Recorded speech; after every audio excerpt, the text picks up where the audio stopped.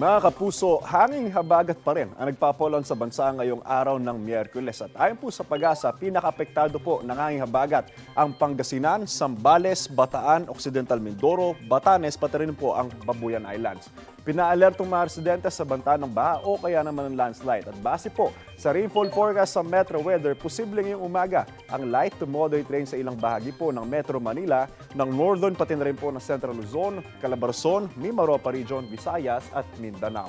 Uulalim na rin ang ilang pangpanig ng bansa pagsapit mamayang hapon at mamayang gabi. Posible po ang heavy to intense rain sa ilang lugar kaya maging alerto po tayo sa banta ng baha o kaya naman landslide. Asahan ding muli ang ulan mga kapuso dito sa Metro Manila ngayong araw. Paalala po, stay safe and stay updated. Ingat po tayong lahat. Ako po si Andrew Pertiara. Know the weather before you go.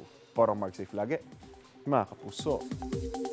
Igan, mauna ka sa mga balita, mag-subscribe na sa GMA Integrated News sa YouTube para sa iba't ibang ulat sa ating bansa.